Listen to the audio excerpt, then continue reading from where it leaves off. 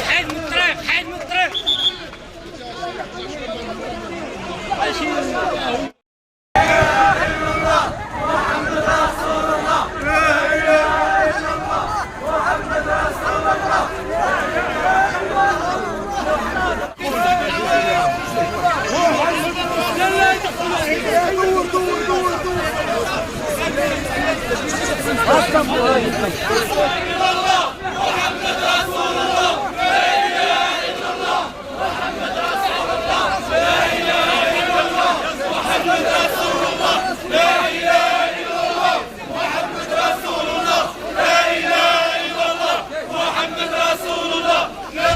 بسم الله الرحمن الرحيم. السلام عليكم جميع المنابر الإعلامية الوطنية الحاضرة.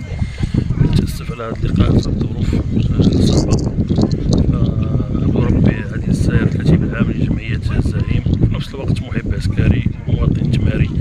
فكنتأسف أن كنفقدوا اليوم واحد من الشباب ديالنا اللي باقي في ريعان الشباب بسبب حادث سير.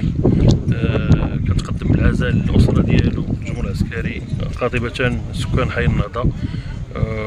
وهذه رسالة للناس ديال اللي كيشرفوا على قانون السير في المغرب انهم يعيدوا النظر في الطرقات الوطنيه، لان كان ضحيه ديال واحد المنعرج خطير جدا اللي كتكرر فيه حوادث مأساويه.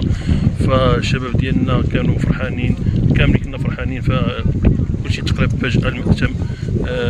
نتمنوا له تشد عليه الرحمات، ولكن كنعيب ان شاء الله ان كلشي يدعي معاه. في نفس الوقت كنتمنى ان إدارة الجيش الملكي كذلك ولو معنويا تجي وتسول في هذا الوليد في العائلة ديالو، لأنه ضحى من أجل الفريق، وأكيد ما كاينش تضحية أكثر من أنه يعطي الروح ديالو، وبغى الله دا الله. هادشي اللي غادي نقدر نقول. نتمنى الشباب ديالنا ياخذ الدرس في التنقلات، ما بغينا نفقدوا حتى واحد. يلتزموا الإخوان إن شاء الله بقانون السير، وأكيد الإخوان راه حسب ما استقصيت بخلاف ما كان يذكر في المنابر سمح الله، فأكيد كان جيد محترم قانون السير. الحديث كتب الله، ولكن كنذكر ان المنعرج خطير جدا وماشي اول مره كيوقعوا فيه حوادث بحال هذه. خلي الزوم خلي الزوم اجي اخويا شويه. شوف